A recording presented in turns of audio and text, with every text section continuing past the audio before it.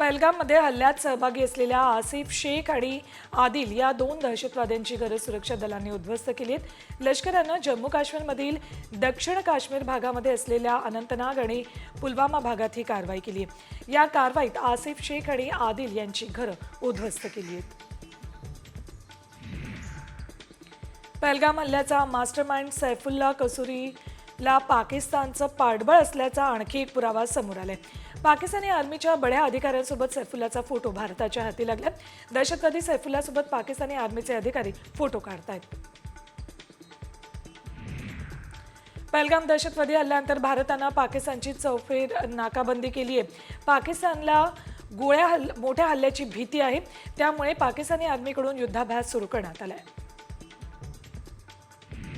पहलगाममधील हल्ला हा न विसरणारा हल्ला आहे। अनेकांची कुटुंब या हल्ल्यात उद्ध्वस्त झाली आहेत, तर बैसन व्हॅली स्थानिकांचा रोजगार उद्ध्वस्त झालाय।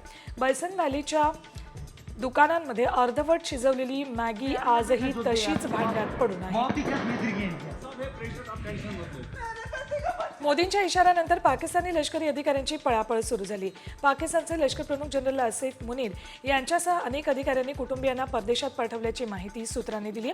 पाकिस्तानी लष्कराच्या अधिकाऱ्यांनी त्यांच्या कुटुंबियांना खासगी विमानानं ब्रिटन आणि न्यू जर्सीला पाठवले।